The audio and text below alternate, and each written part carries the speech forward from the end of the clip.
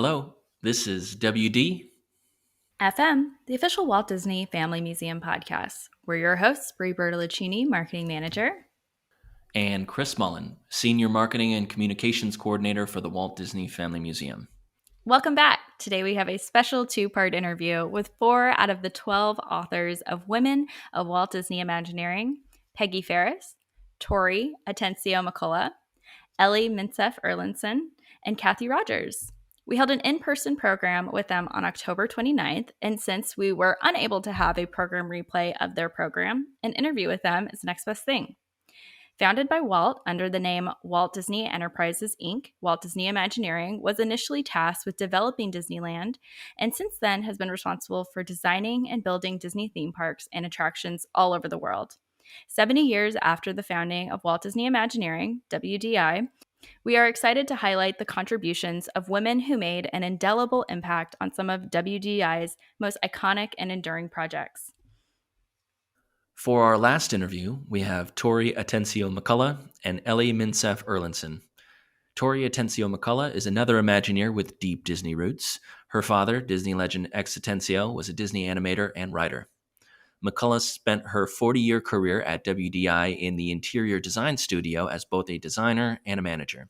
And in those two roles, she has worked on every single Disney theme park. Ellie Minceff Erlandson wanted to study art, but her immigrant parents insisted she study anything else and encouraged medicine or engineering. She chose architecture, which had its own challenges as a male-dominated profession. For many years, she was the only woman at WDI who had an architectural license. She worked on 11 of the 12 Disney theme parks and has lived in Hong Kong and Paris. She is also an accomplished set designer and art director. Well, Tori, Ellie, thank you so much for joining us today on our podcast. We're really excited that you joined us as well for our talk in our theater to talk a little bit about Women in Imagineering book project. So, Ellie, if I could start with you, what inspired you to start the Women in Imagineering book project? Chris, thank you for having us here. The book was inspired by some young architects who I was mentoring in the company, and they were women in architecture in the architectural department. And they asked me to write a book about my career because it was over 40 years long. And I thought, okay, I could do that. I was thinking of doing that for the family, but not for anybody else. So if they wanted that, okay, I could do that. So I did start writing something, and then somewhere along the line, I said, no. This would be so much better if it was a series of us women who are in different, professions. And so I said, how am I going to do this? So I set up 4 criteria of choosing the women, and one of them was that whoever I chose had to be retired from the company, and they also would have to have worked at least 20 years at the Imagineering arm of the company, and the woman would also have to have been a team player, a good team player, and a good team leader. And the woman also would not be working any longer for the company, because some of us did return working, consulting with the company to help out finishing projects there. So that's how it came about. I started inviting people like Tori. She's one of the first friends I had at WED in 1976 when she came in as an intern, I think. And then I invited some of the others, and that's how we came about as a group. Wow. And would you say that during the course of making the book that there were some stories that really surprised you? I think there were a lot of stories that surprised us, because we were in some ways very private women. And one of the reasons I chose we no longer work for the company is so that we would feel very free about talking about things that maybe we wouldn't feel so free talking about. So there were surprises. Some of them were very good. Some of them we had tears in our eyes. But we also found many similarities in our experiences. And one of them being that we were all women who just wanted to do a good job. None of us were women livers. None of us. we just wanted to do a good job with whatever we were assigned. So yeah, and it was a very good journey doing the book, because we did meet many times as a group, and at my house, at Tori's house, and once in Yosemite, so that we could get everybody together. And yes, we shared a lot of our stories, and we also found out, which we were surprised. I mean, there was one time that we were sharing our stories, and then I don't remember who said it. Oh my gosh, we're all white women, and we thought, oh, no, that's no good. So we talked about the women that we know who are of color, who are Native Americans, who are Asian, so, and we discussed them, and they're wonderful professional women, but they were still all working at the company, and a lot of them are still working in the company. So the reason we were all white was because at the time we came in, it reflected who was being hired. Yeah. And then I don't know, I think it was Mel who said, everybody's American except you, Ellie. We're American. Yeah, I feel myself very much being an American because I spent so many years of my life here. But I do know that I've attacked problems and solutions in a different way because of a different way of growing up and having European parents, and how I address things in life. Some of it worked really well for me, and some of it did not. And I wrote the chapter what that was. Yeah. Yeah, well, it's such a great book project, and it's 12 different authors, correct? 12 different authors, and everybody with their story. And we all agreed we were going to write to encourage women, young women, to do what they believed they wanted to do, and to go and go study, go achieve, don't be afraid of it. And we also agreed as a group that whatever proceeds we got for the book, um, uh, we would donate everything we got for the education of young women who to encourage them to proceed in their chosen careers. And that's what we've done. Each one of us agreed. It was unanimous. It wasn't even discussed very long. Was it Tori? He was like, immediate, yeah, let's do that. Yeah. That's incredible. I love hearing, just kind of giving back to young women and wanting to kind of continue to cultivate that by using your guys' inspiring stories to help others. So I really, really love that. Tori, I wanted to focus a little bit. I don't want to say the elephant in the room, but your father was Disney legend X Atencio. What were some things that you learned from his career at Imagineering that you were able to employ during your career at Walt Disney Imagineering? Well, my dad and I had very different careers, actually. We hardly ever, I don't think we ever worked really together on any project because of what he did for his career and what I ended up doing for mine. Interior design didn't exactly mesh up with attraction design and doing the things that he was doing. But I think that what I learned from him and from his experience in his career, which was to go from being an animator to writing scripts for rides, to writing lyrics for songs, to do things that are so different. He took a lot of chances. He didn't, Walt's the one who saw his ability to write, even when he didn't. His response to Walt was, "But Walt, I'm an animator. Why do you want me to go to WED and be a writer?"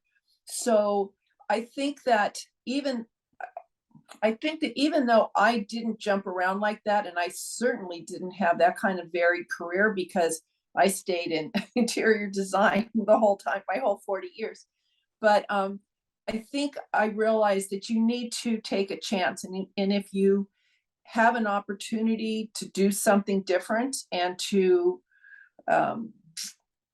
well, take a chance and believe in yourself and go do it. So I think that's probably subconsciously what I, learned from watching him go through his progression.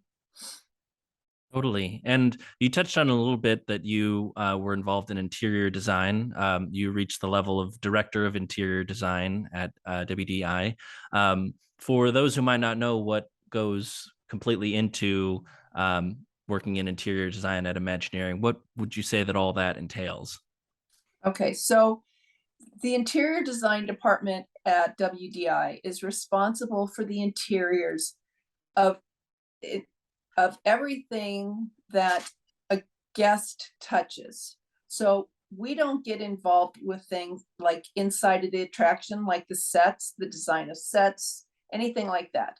But it's a shop, a restaurant, a theater, a queue line where people are going to walk and touch.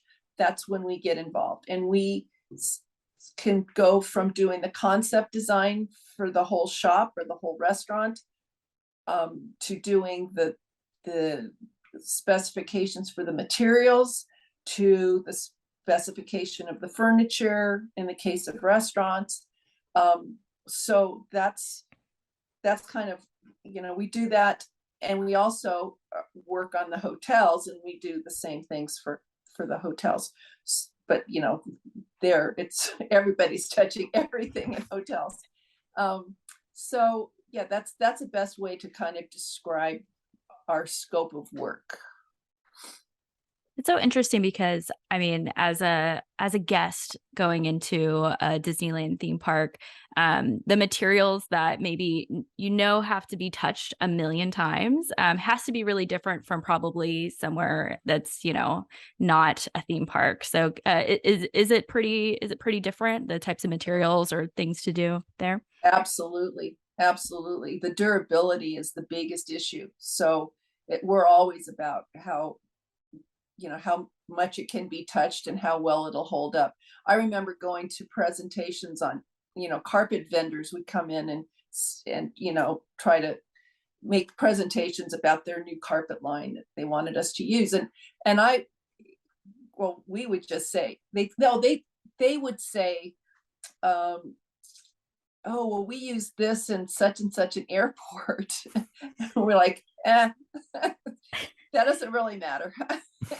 It's like ours is our use is even worse than that. So it takes a lot to hold up to the Disney abuse, for sure. It looks like build quality is such an important part of a lot of Imagineering projects, not just interior design. Ellie, if we could switch over to you, I mean, as during your time as the only licensed female architect, I'm sure you had plenty of issues involved with the build quality of things too. What were some of the challenges that you faced along your path in being an architect at Walt Disney Imagineering? I was the first licensed architect at Walt Disney Imagineering, but as the years went by, there are others who became licensed architects. But my challenges were not because I was the first woman architect or whatever. It was like everybody else who had an architectural project to do. And what Tori was mentioning for interiors of buildings, same as for the exteriors. And for example, the Fantasyland in Hong Kong, we had to have fireproof roofs everywhere because of the fallout for the fireworks. And to get the correct theme, it was very difficult to find the materials that we could use for the roofing. And so that's one example.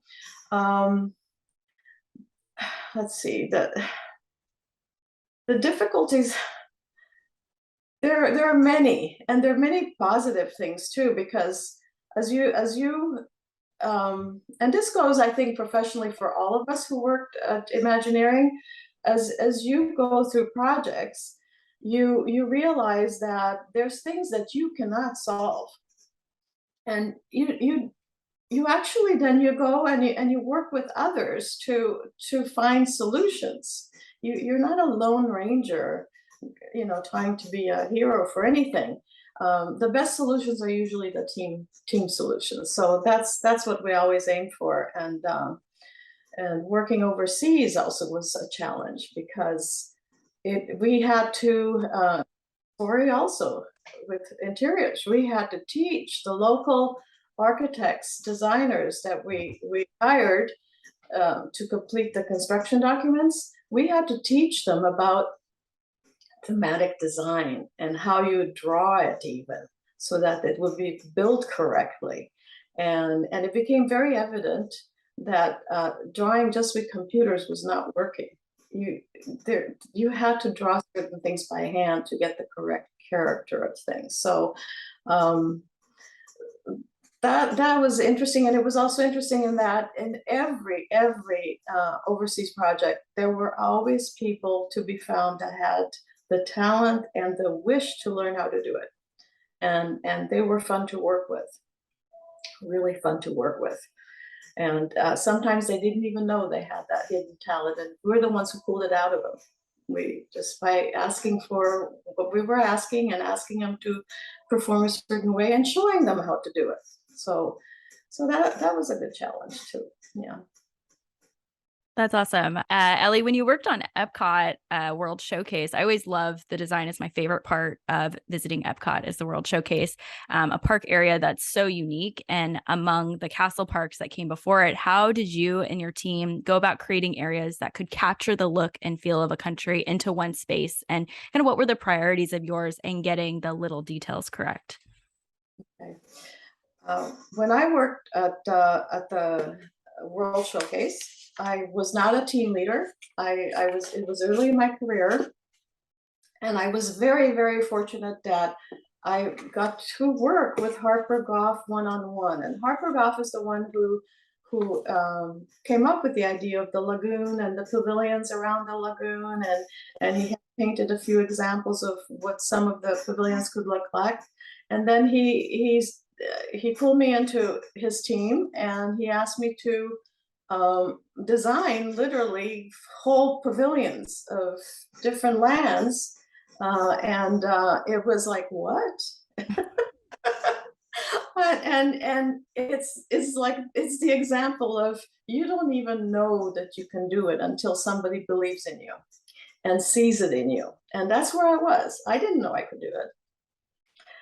But he was also a wonderful mentor because he came from the movie industry as a director of different films, and one of them was Willy Wonka's Chocolate Factory. At that time, he had just finished it, I think. But being from the movie industry, he brought with him the notion of creating a false perspective, and he expected you to understand how to use it for buildings and environments. So it was a very important thing to learn, bringing the knowledge. And Harper was not the only one. I think all the old timers that were working at that time somehow came from the movie industry or animation, and they brought with them that knowledge, and we were applying it to three-dimensional design versus the movie, which is a one-dimensional illusion that you create the story. The false perspective, the atmosphere, color, details, everything was important as that people saw. In my chapter, I tell the story of how I learned about small details, how important they are. When we were done with the designs for this big model that was used as a presentation to sell the project, Harper, I had me standing next to him. He goes, "Ellie, do you like this? Do you like this, Paul?" I thought, of course I do. This is like excellence, and it's like it shows what a team can do, and the designers, the model builders, the people who colored it, and it was just incredible. And so we're having a shoot. This is prior to anything digital, right? or cell phones or anything. And Harper goes, "Okay," and then they started shooting some pictures of the model, and he goes, "Stop." bring me some salt. And I was like, salt? Don't tell me he's superstitious. He's going to do this bit with the salt over the left shoulder or something. They brought him a salt shaker, and he literally, I don't know how he did it, because he somehow managed to climb over the model to reach the middle section with the lagoon without destroying any of it. And he carefully put salt behind all the little model boats so that they were wakes. And suddenly they look like they're moving in water. It was like magic. And that's when I really learned how important a small detail can be. Yeah, it was something. Wow. Well, it makes sense. I didn't know that Harper was involved in the World Showcase, and especially the World Showcase Lagoon. But I guess it makes a lot of sense with his background in developing the Jungle Cruise. That man was not afraid of a water feature. Well, we could certainly be here all day talking about all the projects that you were involved in. But if you can just think about what project has been your favorite that you've worked on and why, we can start with Tori first. Well, we've been asked that question before. I bet you're not surprised. And I cannot pick a favorite because I have to pick two for different reasons. One was Epcot, because that was my first big project. That's where I cut my teeth. That's where I got, the opportunity, like Ellie, to learn from such masters as these Hollywood art directors that we were working with. So that was just such a huge learning experience and such a great kickoff to what would become a very long career.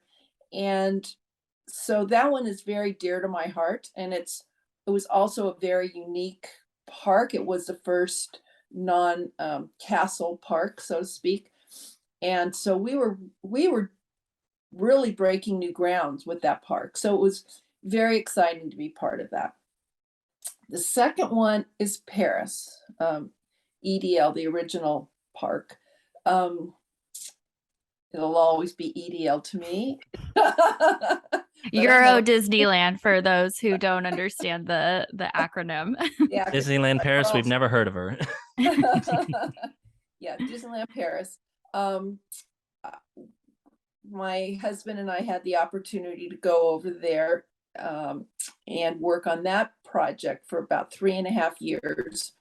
We went early on and were part of the team that worked with the architects and engineers to do the working drawings. And so, like Ellie said, we had to teach them how to do theme design. They had never done that kind of thing before.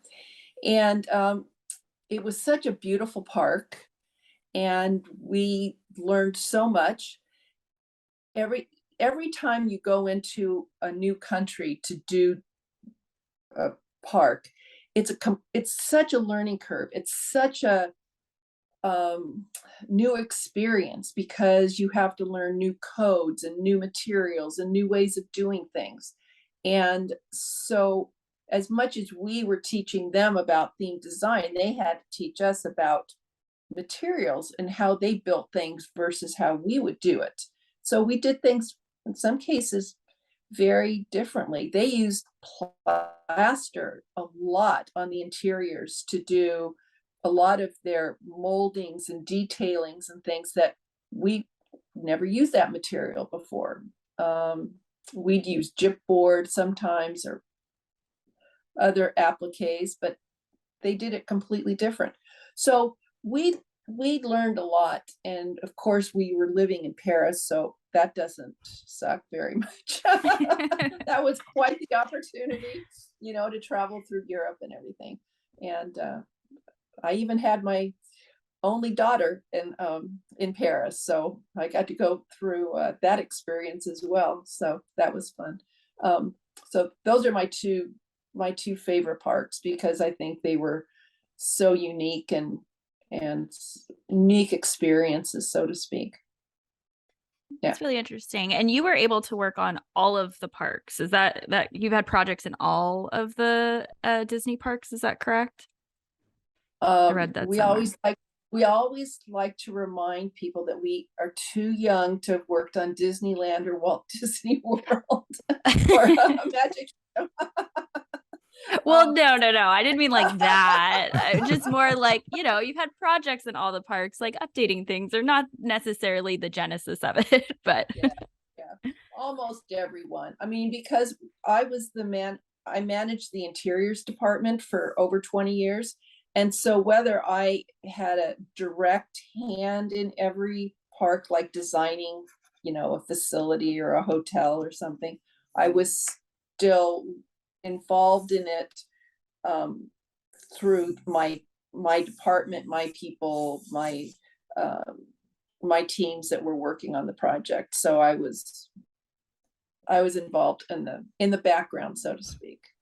yeah, I just love hearing how you've learned so much from like a project like Disneyland Paris, from kind of an overseas project, and being able to kind of use what you've learned from different countries and the different ways that they do things, and kind of being able to apply that. And what a kind of a rich set of skills you must be able to get just from that experience.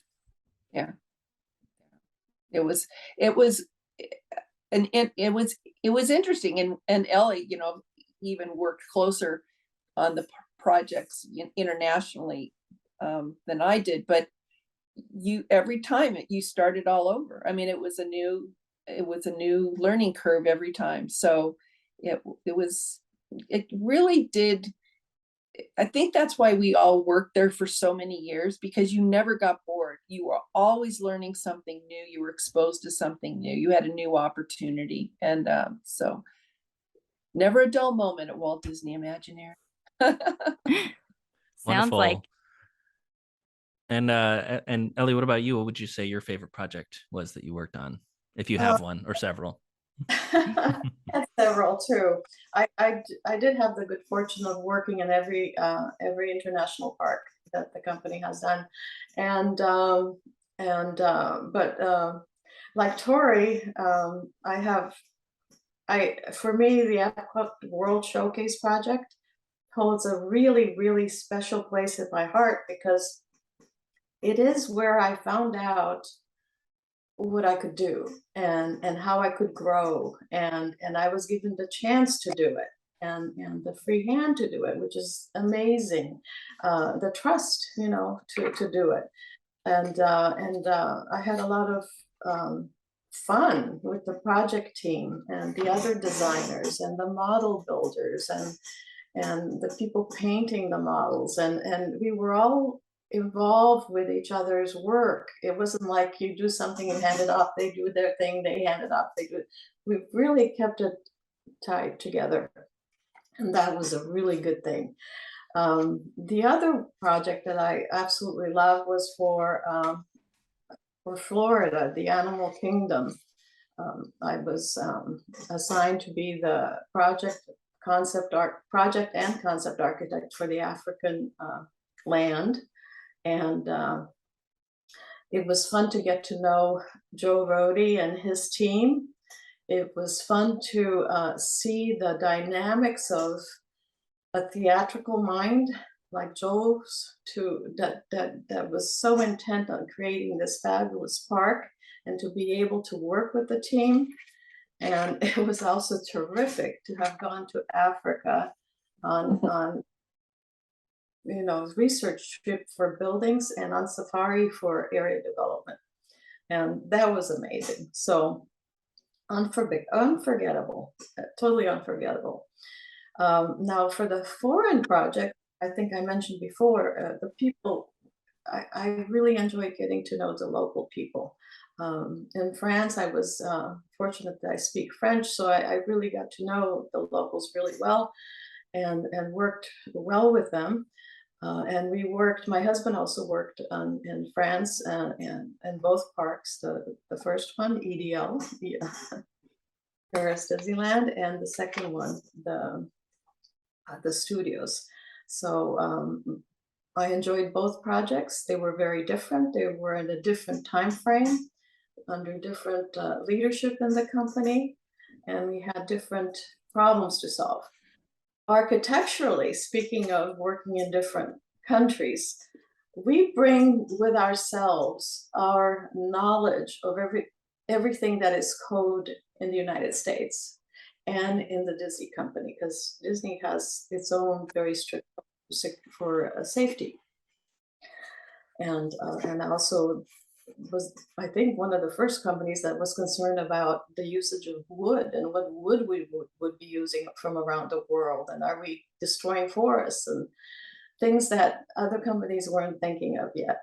So being in the foreign countries, they would, bombard us with all this information. We can do this, we can do that, we can use this, we can, and we would have to go, no, we can't.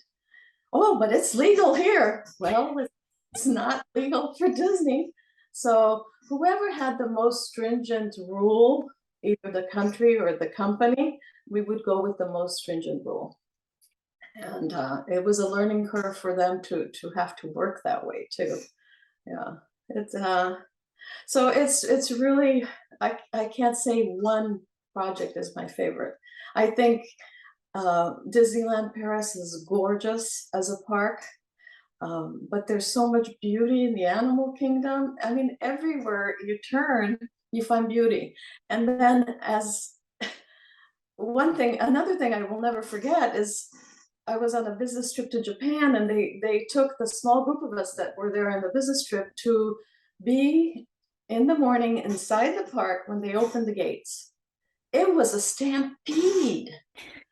And this is just a regular day, nothing special being given away. This is just, the park is open, folks, go have fun. And people knew where they wanted to go, and they were just so happy.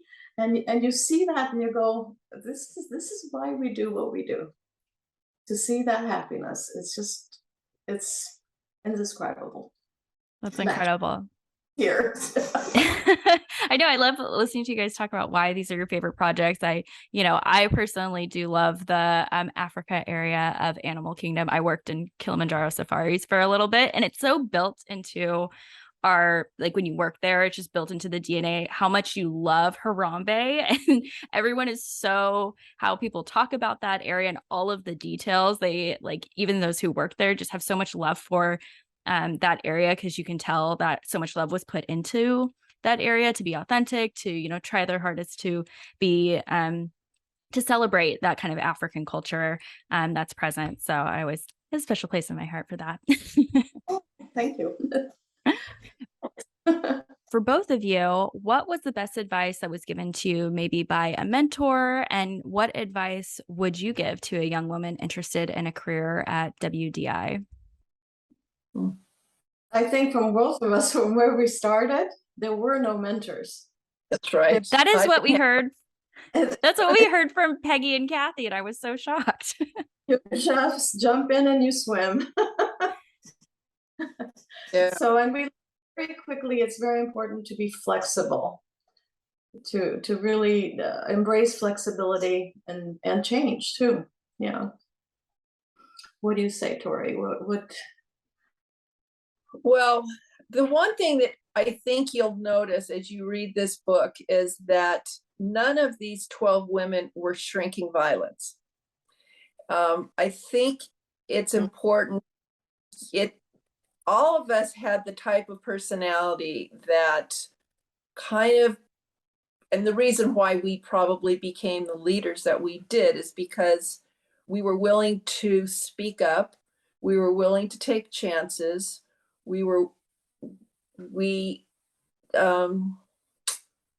Speak up and defend yourself, defend your team, defend whoever you're working with. And I think that is probably my advice to young women is don't be intimidated. Don't sit back and get run over. Be proactive and make your contacts, make connections with people who can help you along the way, who can be your advocates, because we all need advocates. Whether you're a man or a woman, you need an advocate.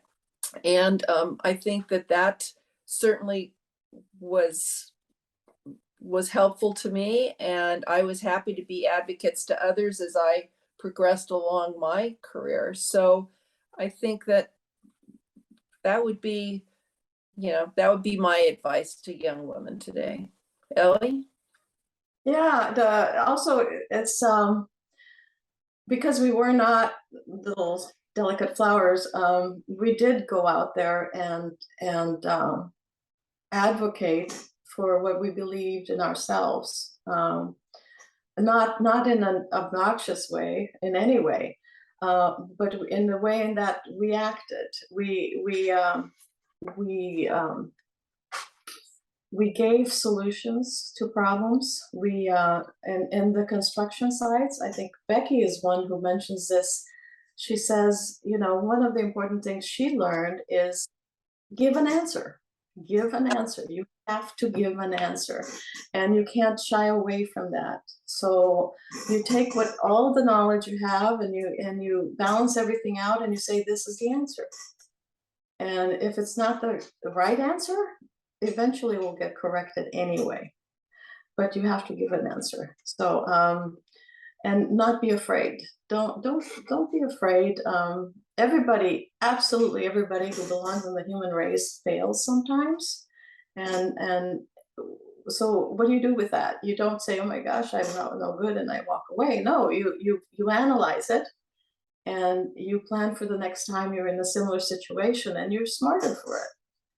So don't be afraid to fail. Yeah. Well, it seems like if you were to take all these stories and put them together, it really also echoes that early Imagineering history, not unlike Tori, your father's story about how he came from one world and then he was sought out for, he was advocated for to take on this other work that he had potential in, and just took it on and created something, timeless and iconic out of it. So really, it seems like it is kind of the story of Imagineering at large, of just putting yourself in the position, believing in yourself, and not being afraid to do something completely different that you've never done before, because that could be what sets you on the track that you're going to take going forward. Yes, true.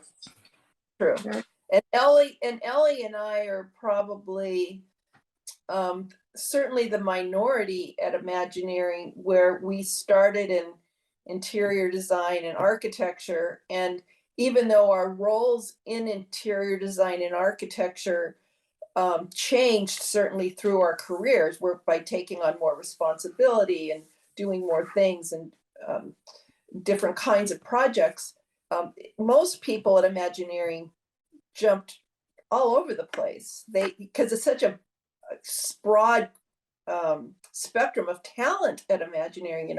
What is it, 145 disciplines or something?